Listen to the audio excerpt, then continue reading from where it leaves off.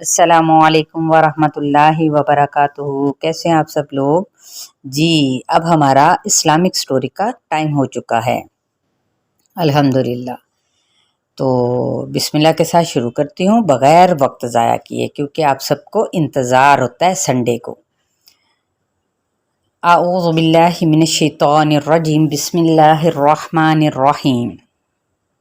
جی، خوشی اور غم انسان کی زندگی کا لازمی حصہ ہیں۔ ہر انسان کو زندگی میں خوشی اور غم دونوں سے واسطہ پڑتا رہتا ہے، لیکن ان کا سبب ہر دفعہ مختلف ہوتا ہے۔ کوئی اپنی ذات کے لیے تو کوئی اپنی مفاد کے لیے، اور کوئی اپنی ضرورت کے لیے پریشان ہوتا ہے۔ کچھ وہ بھی ہوتے ہیں جن کی خوشی اور غمی دونوں کا مقصد کیا ہوتا ہے؟ عظیم۔ تو وہ بھی بڑے پریشان تھے، وہ اپنی پریشانی کو چھپانا چاہتے تھے، لیکن خوشی اور غم کبھی چھپائے نہیں چھپتے۔ چہرہ شناس جو ان سے لوگ ہوتے ہیں اور محبت کرنے والے رشتے جو ان سے ہیں، وہ پہلی نظر میں ہی نتیجے تک پہنچ جاتے ہیں، اس لیے ان کی پریشانی بھی چھپ نہ سکی۔ گھر میں داخل ہوتے ہی سب نے چہرے کے تاثرات پڑھ لیے۔ کہتے ہیں کہ جب کسی سے پریشانی کی وجہ پوچھ لی جائے تو اس کی پریشانی اور غم کیا ہوتا ہے؟ ہلکا ہو جاتا ہے۔ اس لیے ان سے بھی ان کی پریشانی سے متعلق سوال کیا گیا کہ آخر آپ مہمان نہ ملنے کی وجہ سے پریشان کیوں ہیں؟ اس میں آپ کا کیا نقصان ہے؟ لیکن جب انہوں نے وجہ بتانے کے لیے جواب دیا تو ان کے جواب میں سب کو حیران کر کے رکھ دیا کہ بھئی میرا یہ عمل صرف عادت نہیں بلکہ ایک عظیم ہستی کے اسوہ نمونہ کی پیروی ہے، اور عظیم لوگوں کی عادت کو اپنا کر ہی عظمت میں سے کچھ حصہ حاصل کیا جا سکتا ہے۔ پھر سب یہ جاننے کے لیے بےتاب ہو گئے کہ وہ کون تھے۔ انہوں نے بات کی ابتدا عجیب و غریب مہمانوں کے تذکرے سے شروع کی، جو ایک بدبخت قوم کی تباہی اور بربادی کا پیغام لانے کے ساتھ ساتھ ایک عظیم شخصیت کو عظیم خوشخبری سے بھی ہمکنار کرنے آئے تھے۔ جی، انوکھے مہمان، انہی آنے والوں کا تذکرہ ہے جنہیں یقیناً آپ جاننا چاہتے ہوں گے، تو یہ سب آپ کو معلوم ہو جائے گا، لیکن اس سٹوری کو سننے کے بعد۔ جی، امجد شیخ پریشانی کے عالم میں گھر داخل ہوئے۔ ان کی بیگم نے ان کے چہرے پر پریشانی کے آثار بھانپ لیے۔ اس کا مطلب یہ ہے کہ آج پھر آپ کو کوئی مہمان نہیں ملا؟ ہاں بیگم، یہی بات ہے، آس پاس کی مساجد کے چکر لگا چکا ہوں، ادھر ادھر بھی دیکھ چکا ہوں، لیکن آج شاید مہمان کے بغیر ہی کھانا کھانا پڑے گا۔ اچھا؟ منع میاں جو ان سے تھے نا، ان کے چھوٹے سے بچے بول اٹھے، تو کیا ہوا ابا جان؟ اور کیا، روزانہ آپ کسی نہ کسی مہمان کے ساتھ ہی کھانا کھاتے ہیں، اگر آج کوئی مہمان نہیں ملا تو اس میں آپ کا کیا نقصان ہوگا؟ اب بڑا بیٹا فرحان بولا، بھئی تم لوگ اس بات کو نہیں سمجھو گے، بس مجھے مزہ نہیں آتا، مہمان ساتھ ہو تو کھانے کا مزہ ہی کچھ اور ہوتا ہے۔ ایسے میں دروازے کی گھنٹی بجی۔ اوہ لے بھئی، ہوں پھر کوئی اور آ گیا۔ گھنٹی بج گئی تو وہ چونک اٹھے سارے، ہیں جی۔ تو انہوں نے دروازہ کھولا تو باہر ایک اجنبی کھڑا شخص نظر آیا۔ یہ دیکھیں، اب آج 14 اگست بھی ہے نا، تو دیکھیں پٹاخوں کی بھی آواز آتی ہے۔ وہ جو ہی دروازہ کھولنے گئے ادھر سے پٹاخے بھی، ظاہر ہے بچوں نے بھی اپنی موج کرنی ہے، اب کیا کیا جائے، ان کو کیا پتا ہو کہ یہ جو 14 اگست ہے یہ ہماری کوئی یہ ان پٹاخوں کے لیے تھوڑا ہے، لیکن چلیں بہرحال۔ جی، اب جو وہ شخص تھا جو سامنے نظر آیا، جی فرمائیے، امجد صاحب نے پوچھا۔ جی میں شہر میں اجنبی ہوں، شام سے پہلے اپنے گاؤں واپس جانے کا ارادہ تھا، لیکن اڈے پر دیر سے پہنچا، آخری بس جا چکی تھی۔ میں نے وہاں کچھ لوگوں سے درخواست بھی کی تھی کہ مجھے کوئی ایک رات کے لیے مہمان تو ٹھہرا لو، لیکن کسی نے حامی نہیں بھری۔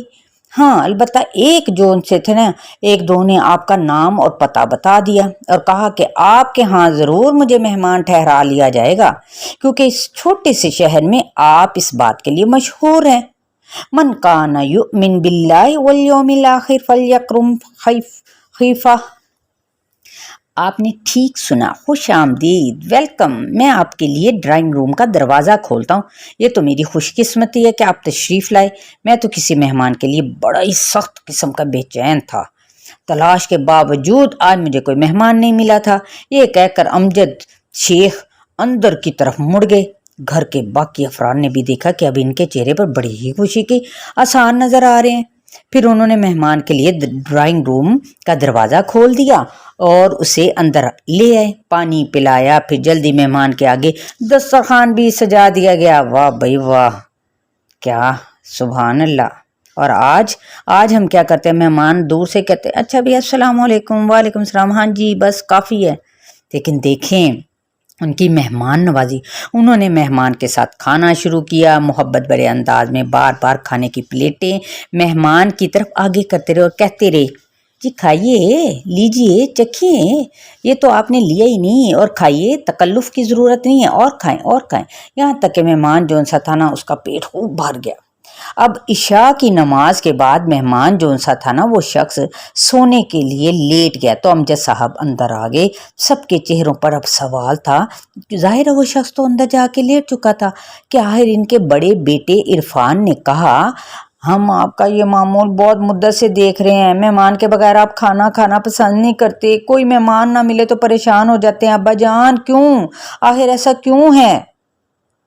تو وہ بولے سیدھی سی بات تو یہ ہے بیٹا کہ مہمان اللہ کی رحمت ہوتے ہیں، ہم کسی کو کھانا کھلائیں گے تو اللہ تعالیٰ خوش ہوگا، ہمارے کھانے میں برکت ہوگی، دل کو خوشی ہوگی، اور سب سے بڑی بات یہ کہ سیدنا ابراہیم علیہ السلام کی یہ سنت بھی ہے۔ حضرت ابراہیم علیہ السلام ہمارے نبی محمد صلی اللہ علیہ وسلم کے جد امجد ہیں۔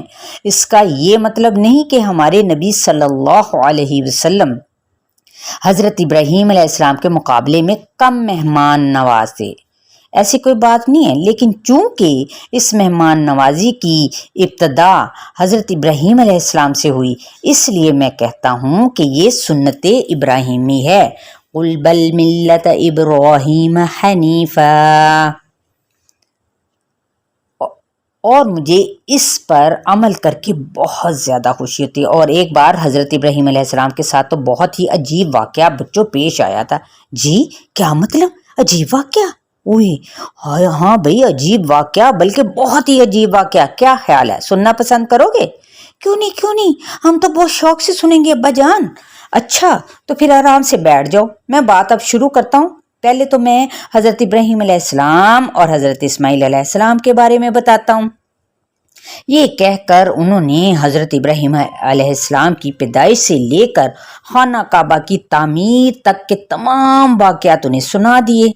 پھر اس کے بعد کے واقعات اس طرح سے شروع کیے، بھئی کئی سال گزر گئے ہیں کہ حضرت ابراہیم علیہ السلام بوڑھے ہو گئے، ان کے بال سفید ہو گئے، جسم کمزور ہو گیا تھا۔ آپ کی بیوی حضرت سارہ علیہ السلام بھی بوڑھی ہو گئی تھیں، ان کے بال بھی سفید ہو گئے تھے، جسم کمزور ہو گیا، اولاد کی طرف سے بالکل نا امید ہو گئی تھی، یعنی دونوں میاں بیوی۔ تب ایک عجیب واقعہ ہوا کہ حضرت ابراہیم علیہ السلام سے ملاقات کے لیے 3 آدمی آئے، تینوں بالکل جوان تھے، خوبصورت تھے، ان کے چہرے خوب چمک رہے تھے۔ حضرت ابراہیم علیہ السلام نے انہیں خوش آمدید کہا، پھر مہمانوں کے لیے ایک بچڑا ذبح کیا، اس کو بھونا اور مہمانوں کے آگے رکھ دیا، لیکن مہمانوں نے کھانے کی طرف ہاتھ نہ بڑھایا۔ جب انہوں نے کھانے کی طرف ہاتھ بھی نہیں بڑھایا اور پھر آنکھ بھی اٹھا کر نہیں دیکھا تو حضرت ابراہیم علیہ السلام ذرا شک میں پڑ گئے۔ انہوں نے کچھ خوف بھی محسوس کیا کہ ہر کیا وجہ ہے، کیا بات ہے کہ یہ مہمان کھانا کیوں نہیں کھا رہے؟ تو اس واقعے کا ذکر اللہ تعالیٰ نے قرآن کریم میں بھی کیا ہے۔ اللہ تعالیٰ نے اپنے نبی صلی اللہ علیہ وسلم کو مخاطب کرتے ہوئے فرمایا وَلَقَدْ جَاءَتْ رُسُلُنَا إِبْرَاهِيمَ بِالْبُشْرَى قَالُوا سَلَامًا قَالَ سَلَامٌ فَمَا لَبِثَ أَن جَاءَ بِعِجْلٍ حَنِيذٍ فَلَمَّا رَأَى أَيْدِيَهُمْ لَا تَصِلُ إِلَيْهِ نَكِرَهُمْ وَأَوْجَسَ مِنْهُمْ خِيفَةً قَالُوا لَا تَخَفْ إِنَّا أُرْسِلْنَا إِلَى قَوْمِ لُوطٍ وَامْرَأَتُهُ قَائِمَةٌ فَضَحِكَتْ فَبَشَّرْنَاهَا بِإِسْحَاقَ وَمِنْ وَرَاءِ إِسْحَاقَ يَعْقُوبَ قَالَتْ يَا وَيْلَتَا أألد وأنا عجوز وهذا بعلي شيخا إن هذا لشيء عجيب قالوا أتعجبين من أمر الله رحمة الله وبركاته عليكم أهل البيت انہو حمید مجید. جی یہ پچھلی سٹوری میں بھی آپ یہ انہی آیات کو سن چکے ہیں. تو انہوں نے کیا کہا، اور ہمارے بھیجے ہوئے رسول فرشتے یعنی ابراہیم علیہ السلام کے پاس خوشخبری لے کر پہنچے اور سلام کیا. انہوں نے بھی جواب میں سلام دیا اور بغیر کسی تاخیر کے گائے کا بنا ہوا بچہ لے آئے. وہ جو بچہ تھا بنا ہوا یعنی بچڑا تھا. وہ اب جو دیکھا کہ ان کے تو ہاتھ بھی اس طرف نہیں پہنچ رہے تو انہیں انجان پا کر دل ہی دل میں ان سے خوف محسوس کرنے لگے. انہوں نے کہا ڈرو نہیں، ہم تو قوم لوط کی طرف بھیجے ہوئے آئے ہیں. ان کی بیوی جو کھڑی ہوئی تھیں پاس ہی ہنس دیں تو ہم نے اسے اسحاق اور اسحاق علیہ السلام کے پیچھے یعقوب علیہ السلام کی خوشخبری دی. وہ کہنے لگی میرے ہاں اولاد کیسے ہو سکتی ہے، میں خود بڑھیا اور میرے خاوند بھی بہت بڑی عمر کے ہیں، یہ تو یقیناً بڑے تعجب کی بات ہے. فرشتوں نے کہا کیا تو اللہ کی قدرت سے تعجب کر رہی ہے تم پر اے اس گھر کے لوگوں اللہ کی رحمت اور اس کی برکتیں نازل ہوں. بلا شبہ وہ قابل تعریف اور بڑی ہی شان والا ہے. فرشتوں نے جب سیدنا ابراہیم علیہ السلام پر واضح کر دیا کہ وہ ان کے دشمن نہیں ہیں لہٰذا ڈرنے کی کوئی ضرورت نہیں، تو انہوں نے بتایا کہ وہ تو قوم لوط کی تباہی کے لیے بھیجے گئے ہیں. جب فرشتوں نے حضرت ابراہیم علیہ السلام سے یہ بات کی تو ان کی بیوی جو سیدہ سارہ تھی نا، جو کہ پاس ہی کھڑی تھی، وہ مسکرا دیں. وہ کیوں مسکرائیں، کیوں ہنسی؟ اس بارے میں مفسرین کے کئی اقوال ہیں. ٹھیک ہے، انشاءاللہ تعالی اب مزید آگے ہم وقفے کے ساتھ پھر نیکسٹ ویک اس سٹوری کو سنیں گے انشاءاللہ. جی جو نئے آنے والے ہیں ضرور سبسکرائب کر لیں تاکہ ان اسلامک سٹوری سے ہمارے قرآن پاک کے اندر جو قصص بیان کیے گئے ہیں وہ سب اس سے مستفید ہو سکیں. بہت ساری دعاؤں کے ساتھ السلام علیکم ورحمۃ اللہ وبرکاتہ.